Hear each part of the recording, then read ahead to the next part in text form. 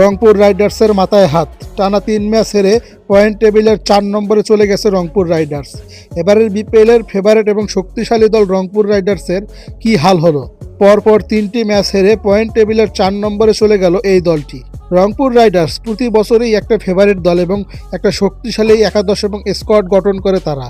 রংপুর রাইডার্সের দলটিতে রয়েছে তাওহিদ হৃদয়, লিটন দাস, মাহমুদুল্লাহ রিয়াদের মতো ক্রিকেটাররা, সেই সাথে মোস্তাফিজ, নাহিদ রানা, আলিস আল ইসলামদের মতো ক্রিকেটাররা রয়েছে এবং বিদেশি ক্রিকেটারদের মধ্যে রয়েছে দাভিদ মালান, কাইল মায়াস, খুশদিল শাহ, ইফতেখার আহমেদ, সুপিয়ান মুকাইমদের মতো ক্রিকেটাররা থাকা সত্ত্বেও এই দলটার এই হাল কেন?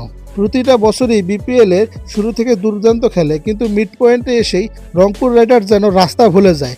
রংপুর রাইডার্স দুর্দান্ত ক্রিকেটটা খেলছিলেন, পয়েন্ট টেবিলের 2 নম্বরে 1 নম্বরে ছিলেন।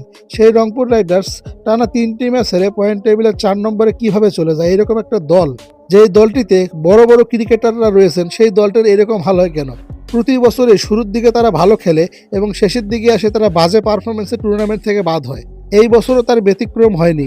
শুরুর দিকে যেরকম খেলছিলেন, শেষের দিকে এসে টানা 3টি ম্যাচ হেরে পয়েন্ট টেবিলের 4 নম্বরে এখন রংপুর রাইডার্স। নুরুল হাসান সোহান শুধু ক্যাপ্টেন্সিতেই খেলেন। একজন ক্রিকেটার ক্যাপ্টেন কোটায় খেলে লাভ কি, যার ব্যাটিংটাই হয় না? যেই দলটি খাতা কলমে একজন শক্তিশালী একটা দল, সেই দলটির এরকম পরিণতি কেন হয়? এই পরিণতি হওয়ার কারণটাই হচ্ছে তাদের ভুল প্লেয়িং একাদশ, তাদের ভুল ক্রিকেটটা খেলা এবং বেশি প্লেয়ার থাকলে যে জিনিসটা হয় আর কি, কাকে খেলিয়ে কাকে খেলাবো না, তাদের এই দ্বিধাদ্বন্দ্বেই রংপুর রাইডার্সের এই অবস্থা। রংপুর রাইডার্স 8টি ম্যাচ খেলে 4টিতে হেরেছে এবং 4টিতে জয়লাভ করেছে। একটা দলের যখন ভালো ভালো ক্রিকেটাররা থাকে, সেই দলের এই অবস্থা হওয়াটা খুবই অস্বাভাবিক একটা বিষয়। তাই তো রংপুর রাইডার্সের ফ্যানদের ক্ষোভ যে কেন তাদের এই অবস্থায় প্রতিটা বছরই। তো রংপুর রাইডার্সের যা ফ্যান রয়েছে, এই ভিডিওটা দেখছো, তারা ভিডিওটা লাইক কমেন্ট করে শেয়ার করে দিও। আপনাদের মতামতটা জানাতে পারেন কমেন্ট বক্সে।